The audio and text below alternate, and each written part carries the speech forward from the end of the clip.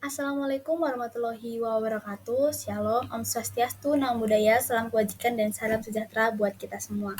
Kami dari kelompok 6 akan mempresentasikan hasil dari diskusi kami mengenai tema aplikasi biologi molekuler dalam biomonitoring, pengukuran kelimpahan, dan keragaman organisme perairan. Yang dimana kami beranggotakan, yang itu yang pertama ada Saif Falhan dengan akhiran NIM 049, ada Hanifan Nuraini Jahra dengan akhiran NIM 059, dengan saya sendiri, Aplicak Rana Kubru Sumiring dengan akhiran NIM 062, lalu ada Indah Tulus Rahayu dengan akhiran NIM 068, ada Dwi Andita Wulandari dengan akhiran NIM 073, lalu yang terakhir ada Rizky Afrid Ardanes dengan akhiran NIM 080. Yang pertama ada definisi biologi molekuler. Biologi molekuler merupakan ilmu yang mempelajari sel baik pengertiannya maupun organela yang di dalam sel serta fungsinya sampai ke aras molekul penyusunnya. Biologi molekuler adalah ilmu multidisiplin karena mencakup biologi sel, biokimia, dan genetika. Sedangkan biologi molekuler lingkungan perairan merupakan cabang ilmu yang mempelajari proses-proses biologis pada tingkat molekul yang terjadi di ekosistem perairan. Dengan kata lain, ilmu ini menyelidiki kehidupan mikroorganisme di dalam air, mulai dari bakteri, alga, virus, dan dengan fokus pada materi genetik, yaitu DNA dan RNA mereka. Selanjutnya, ada pentingnya biomonitoring dalam ekologi perairan. Dalam konteks ekologi perairan, biomonitoring memiliki peran yang sangat krusial dalam menilai kesehatan dan keseimbangan ekosistem perairan. Mengapa sih biomonitoring sangat penting? Yang pertama itu indikator kualitas yang sangat sensitif. Organisme akuatik seringkali merespon perubahan kualitas air lebih cepat daripada pengukuran kimiawi. Perubahan fisikologi, tingkah laku, atau populasi organisme dapat menjadi tanda awal adanya masalah. Kemudian organisme dapat mengintegrasikan efek kumulatif berbagai polutan dalam jangka waktu yang lama, memberikan gambaran yang lebih komprehensif tentang kondisi lingkungan. Yang kedua, sebagai penilaian kesehatan ekosistem. Biomonitoring membantu mengukur keanekaragaman hayati di suatu perairan, yang merupakan indikator penting kesehatan ekosistem. Kemudian perubahan dalam struktur komunitas organisme, misalnya didominasi spesies tertentu, dapat mengindikasikan adanya gangguan ekosistem. Kemudian yang ketiga, sebagai deteksi pencemaran. Organisme tertentu dapat digunakan sebagai spesies indikator untuk jenis pencemaran tertentu. Misalnya kehadiran jenis di atom tertentu dapat mengindikasikan adanya pencemaran logam berat. Kemudian biomonitoring dapat mendeteksi efek subletal dari polutan, yaitu efek yang tidak menyebabkan kematian langsung tetapi dapat mengganggu pertumbuhan, reproduksi, atau perilaku organisme. Yang keempat, evaluasi pengelolaan. Biomonitoring dapat digunakan untuk mengevaluasi efektivitas upaya pengelolaan dan restorasi ekosistem perairan.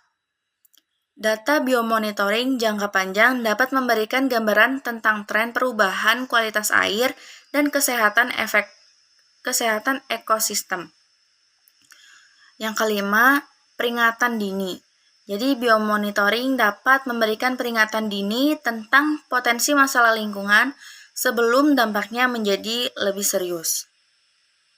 Baik, untuk yang selanjutnya masuk ke pembahasan biomonitoring. Nah, biomonitoring itu sendiri dalam konteks biologi molekuler lingkungan perairan merupakan metode yang digunakan untuk memantau kualitas ekosistem air seperti sungai, danau, ataupun lautan dengan memanfaatkan organisme hidup sebagai indikator kesehatan lingkungan. Nah, organisme yang umum digunakan dalam biomonitoring meliputi plankton, ikan, moluska, cacing, alga, dan serangga air. Karena organisme ini sangat sensitif terhadap perubahan kualitas air. Mereka dapat memberikan informasi tentang kondisi lingkungan jangka panjang dan dampak dari polusi. Kemudian untuk tujuan biomonitoring lingkungan perairan sendiri, yang pertama yaitu mengidentifikasi pencemaran air. Nah, biomonitoring ini dapat mendeteksi adanya polusi kimia seperti pestisida, logam berat, atau senyawa organik yang berbahaya, yang mungkin tidak terlihat oleh metode fisik atau kimia biasa. Nah, yang kedua, menilai kesehatan ekosistem perairan. Organisme yang hidup di air memberikan gambaran tentang kondisi kesehatan ekosistem secara keseluruhan. Penurunan atau perubahan populasi organisme tertentu bisa menjadi tanda kerusakan lingkungan seperti eutrofikasi, hipoksia, atau pencemaran beracun. Nah, yang ketiga yaitu mendeteksi perubahan jangka panjang. Biomonitoring perairan memberikan informasi tentang dampak kumulatif dari polusi, perubahan iklim, atau aktivitas manusia lainnya dari waktu ke waktu. Ini dapat membantu memahami tren jangka panjang dalam kesehatan ekosistem air. Yang keempat yaitu menentukan status biologi air. Dengan memantau biota air, biomonitoring dapat digunakan untuk menentukan seberapa jauh kualitas air dari standar yang ditetapkan. Hal ini penting dalam memastikan bahwa air aman untuk kehidupan akuatik dan penggunaan manusia. Nah, yang kelima yaitu untuk mengukur keberhasilan program pemulihan lingkungan. Setelah tindakan perbaikan atau restorasi lingkungan dilakukan, biomonitoring membantu mengukur keberhasilan intervensi tersebut. Apakah kualitas air membaik, apakah ekosistem mulai pulih. Selanjutnya, pengukuran kelimpahan. Mengacu pada jumlah individu dari suatu spesies yang terdapat dalam suatu area atau volume tertentu. Kelimpahan sendiri mempunyai arti yaitu dalam konteks ekologi atau biologi biasanya merujuk pada jumlah individu suatu spesies yang ada dalam suatu area tertentu. Tujuan pengukuran kelimpahan adalah untuk mengetahui bagaimana distribusi suatu spesies di dalam ekosistem, serta untuk memahami faktor-faktor yang mempengaruhi populasi tersebut, seperti ketersediaan makanan, kualitas habitat, atau tekanan dari predator. Sebagaimana contoh, kelimpahan ikan di suatu danau dapat diukur dengan menghitung jumlah ikan per meter kubik air. Kelimpahan juga dapat mengindikasikan tingkat kesehatan ekosistem. Semakin tinggi kelimpahan, biasanya ekosistem tersebut lebih produktif dan sehat.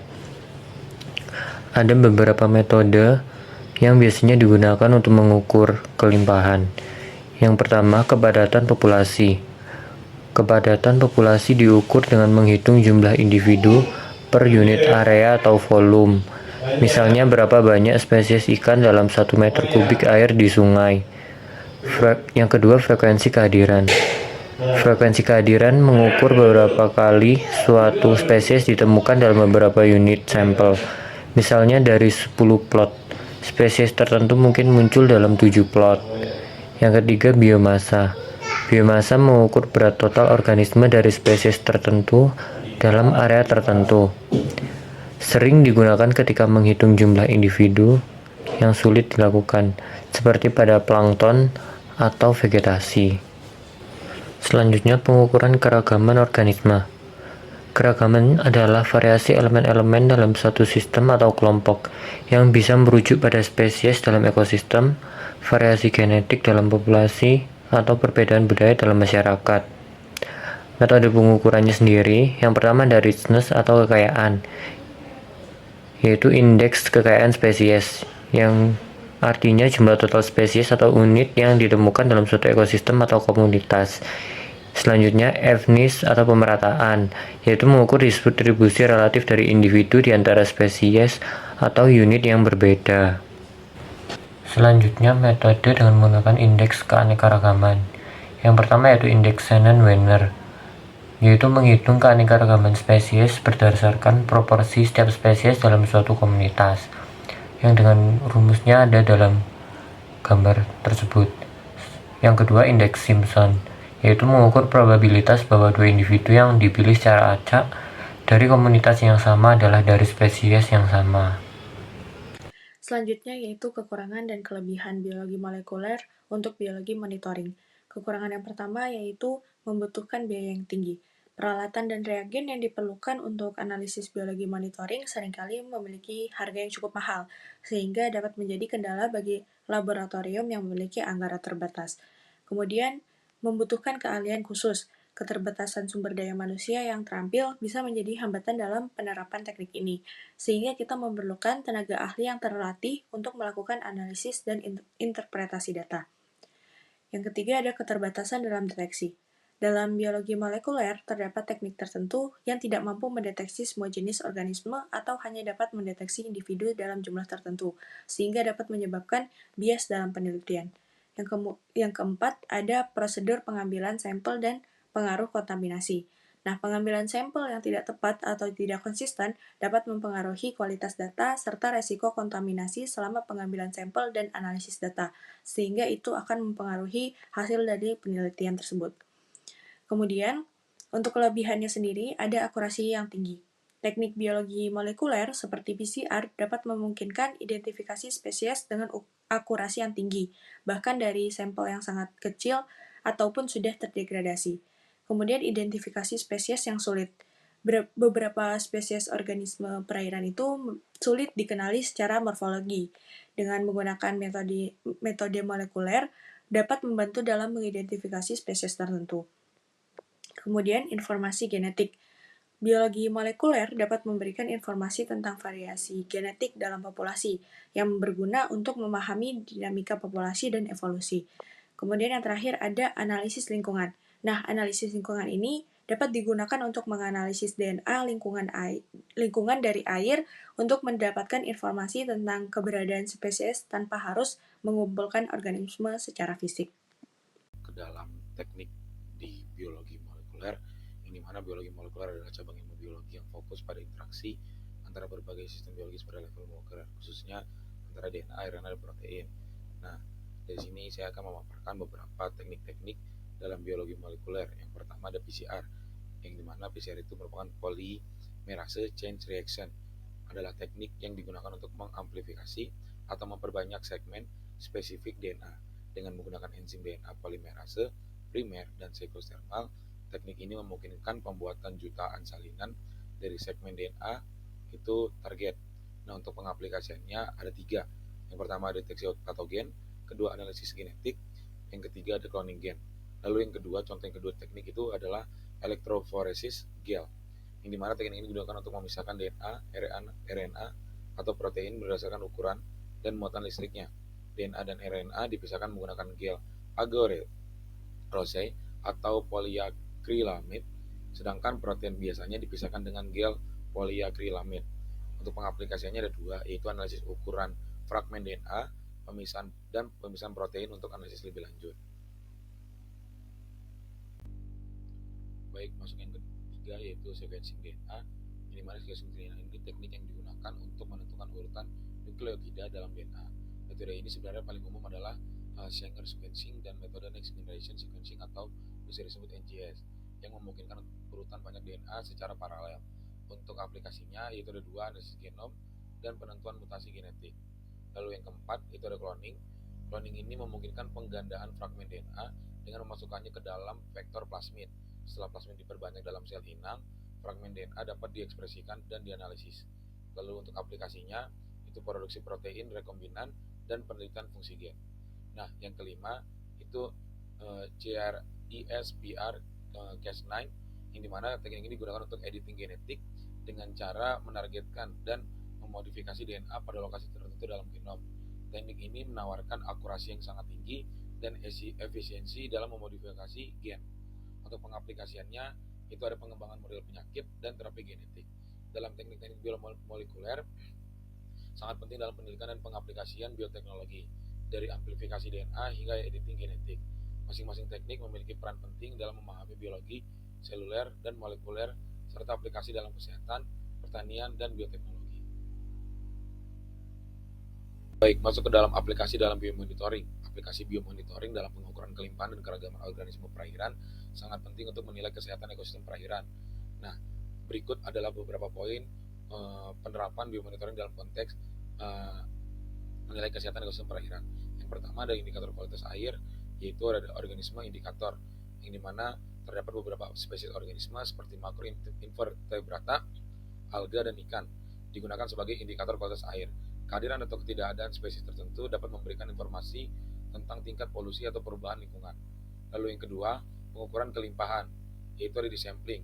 Sampling ini memberikan teknik pengambilan sampel seperti pengukuran jumlah individu dalam satu area dapat dilakukan untuk menentukan kelimpahan spesies tertentu. Metode ini juga bisa meliputi jaring, perangkap, atau sampling dasar perairan. Nah, ada juga data kuantitatif, yaitu data kelimpahan yang dikumpulkan dan dianalisis untuk memberikan gambaran tentang populasi organisme di perairan.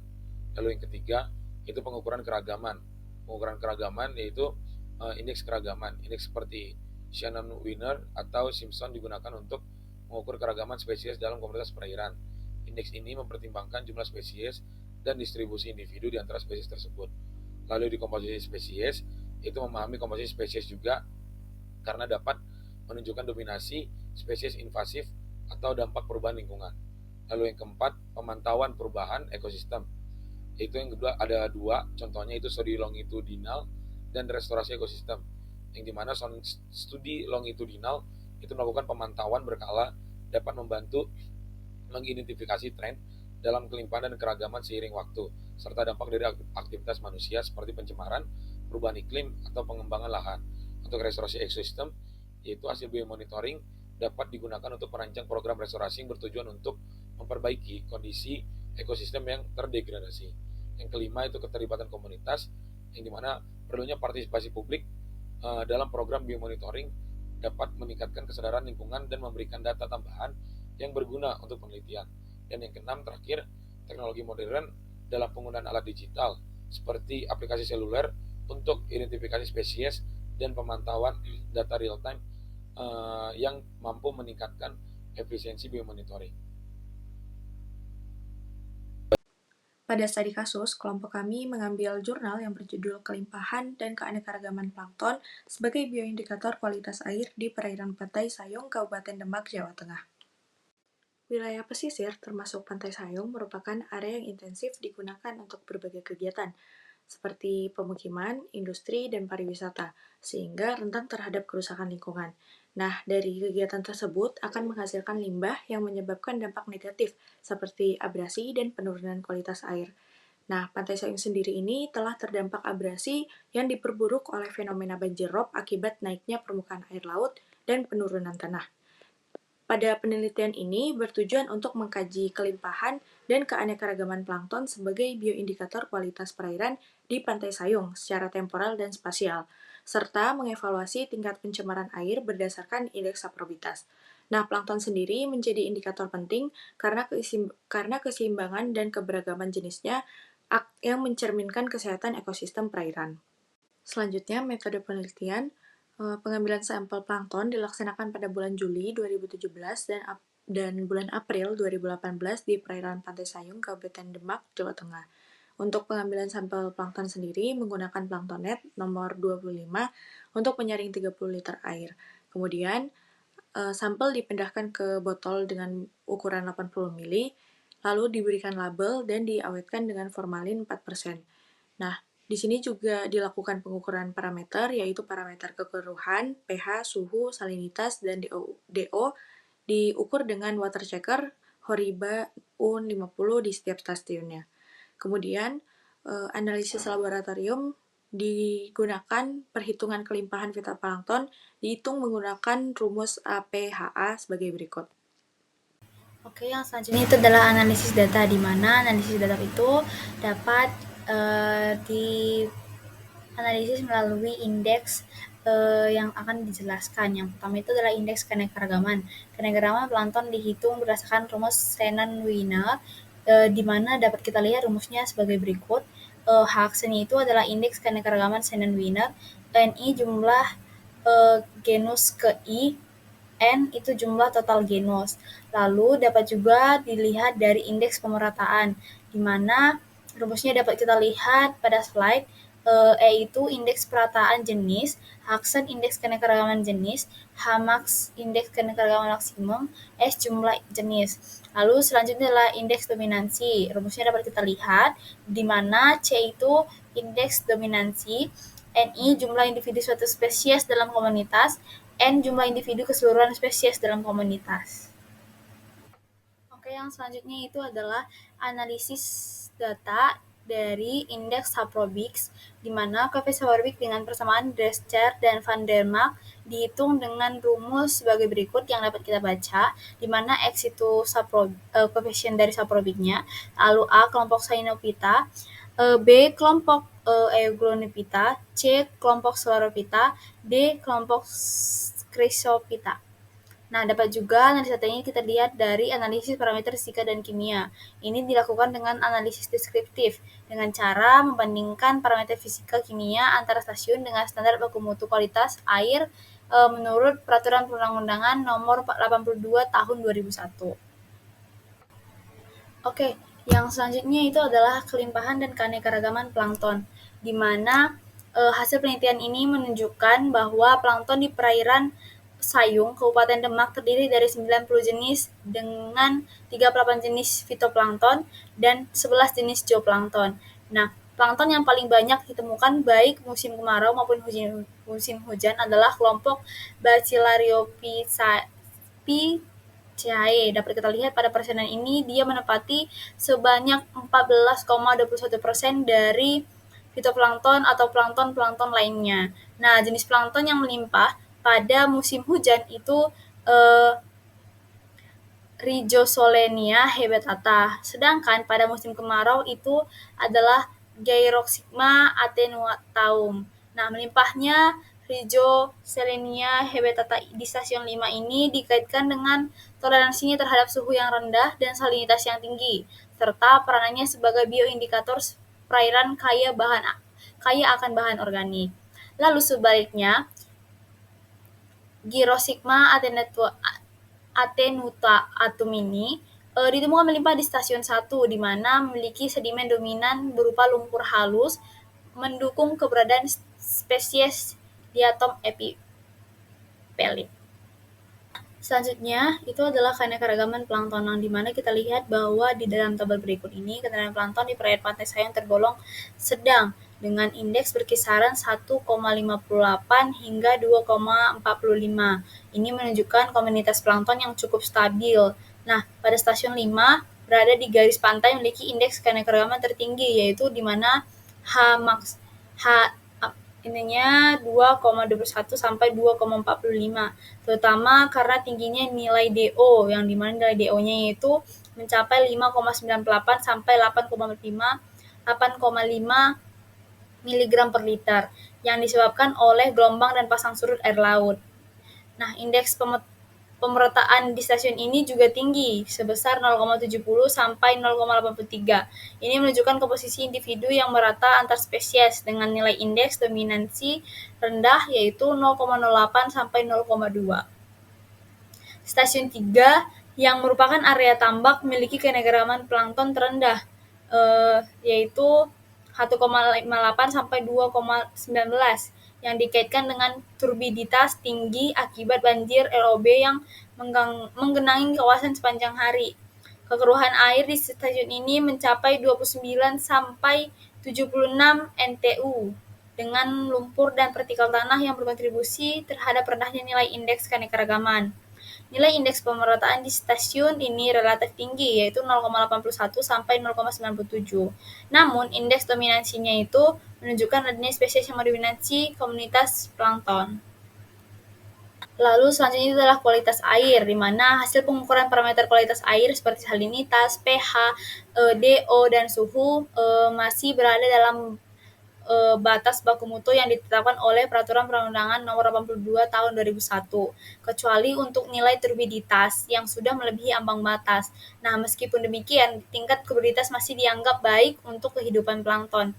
Kekeruhan ini juga disebabkan oleh adanya bahan organik dan anorganik yang terlarut dan tersuspensi seperti pasir, lumpur halus, plankton, dan mikroorganisme. Nah, nilai pH yang terukur di stasiun 1 dan stasiun 2 pada musim hujan berkisar antara 5,7 hingga 5,9. Nah, penurunan pH ini diduga disebabkan oleh tingginya dekomposisi materi organik yang sering terjadi saat air naik ke permukaan pada musim hujan. Nah, proses ini menghasilkan asam karbon dan di sisa-sisa metabolisme ikan tersebut. Namun, menurut Namun, peningkatan bahan organik yang terurai akan semakin menurunkan pH. Maka dari itu menjadikannya perairan itu jadi lebih asam. Nah, kadar pH berkaitan erat dengan tingkat oksigen terlarut. Nah, ketika DO rendah, pH cenderung menjadi asam, dan sebaliknya, ketika DO tinggi, pH cenderung basa. Nah, penelitian ini menunjukkan bahwa DO pada musim hujan berada di kisaran lebih rendah dibandingkan dengan musim kemarau. Nah, jadi nilai oksigen terlarut di lokasi penelitian itu berkisar antara 57,8,5 berkisar antara 5,7 hingga 8,5 mg per liter pada musim kemarau, dan 4,6 hingga 5,96 mg per liter pada musim hujan. Nah, angka-angka ini masih sesuai dengan baku mutu untuk kelas 2 ataupun perairan budidaya. Nah, sehingga mendukung pertumbuhan organisme air. Kadar DO yang tinggi di stasiun 5 dipengaruhi oleh gelombang laut yang meningkatkan kelarutan oksigen dalam air. Secara umum, kandungan DO lebih tinggi di wilayah pantai dibandingkan dengan laut lepas. Rendahnya kadar DO di stasiun 1 dan stasiun 2 selama musim hujan disebabkan oleh proses fotosintesis oleh fitoplankton yang belum berjalan secara optimal. Dengan nilai DO sedikit di atas 4 mg per liter, plankton yang ditemukan pada dan menunjukkan adanya cemaran di perairan ini mencakup yaitu Chaetocerus sp, Coscinodiscus sp, Navicula niccia sp, Oscillatoria dan Melosira sp, Pinularia sp, Clostridium sp, Ceratium sp, dan Euglena vindis. Nah, selanjutnya adalah indeks saprobitas perairan. Nah, kualitas perairan juga dapat dinilai melalui indeks saprobitas, yang menunjukkan bahwa perairan pantai Sayung mengalami pencemaran dari ringan hingga agak tinggi. Nah, kategori saprobik yang teridentifikasi berkisar dari fase polisaprobik hingga mesosaprobik. Dapat kita lihat pada tabel berikut ini. Berdasarkan tabel itu, hasil pengukuran indeks saprobik menunjukkan bahwa pada musim kemarau, stasiun 1 dan stasiun 3 berada dalam kategori mesosaprobik dengan tingkat pencemaran agak tinggi. Nah, lalu disertai banyak senyawa organik. Sementara itu, stasiun 2 dan stasiun 4 tergolong polisaprobik dengan pencemaran ringan. Sementara stasiun 5 menunjukkan kondisi sedang. Pada musim hujan, semua stasiun kecuali stasiun 4 tetap menunjukkan kondisi mesoprobik dengan pencemaran agak tinggi. Meskipun parameter fisika kimia menunjukkan bahwa perairan pantai Sayung masih sesuai dengan baku mutu kelas 2 menurut Peraturan Perundang-Undangan Nomor 82 Tahun 2001, indeks saprobik yang tinggi mengindikasikan adanya pencemaran. Nah, ini diperkirakan dipengaruhi oleh musim dan waktu pengambilan sampel. Selain limbah industri, kekeruhan juga meningkatkan akibat hujan dan gelombang yang disebabkan oleh fenomena banjir ROB. Nah, maka dapat memperluas dampak pencemaran selama musim hujan. Kondisi fisika kimia perairan ini dapat berubah seiring dengan aktivitas manusia dan lingkungan di sekitar perairan. Yang selanjutnya adalah kesimpulan, di mana penelitian di Pantai Sayang menunjukkan adanya 49 jenis plankton terdiri dari 38 fitoplankton dan 11 zooplankton, dengan Bacillariophysae mendominasi baik pada musim kemarau maupun hujan. Keanekaragaman plankton berkisar antara 1,58 hingga 2,45. Ini menunjukkan stabilitas komunitas yang cukup baik, ditambah dengan indeks pemerataan yang tinggi di bawah 0,65 dan dominansi yang rendah di bawah 0,5. Kualitas perairan masih tergolong baik untuk mendukung kehidupan akuatik, meskipun turbiditas yang tinggi menunjukkan adanya pengaruh dari bahan tersuspensi. Aktivitas manusia dan banjir rob menjadi faktor utama yang mempengaruhi kondisi ekosistem perairan ini, sehingga penting untuk menjaga keseimbangan lingkungan dan keberlangsungan organisme akuatik. Sekian presentasi dari kelompok kami. Apabila ada salah kata, mohon dimaafkan. Apabila ada pertanyaan, silakan bertanya pada kolom komentar. Terima kasih. Wassalamualaikum warahmatullahi wabarakatuh. Jangan lupa like dan subscribe.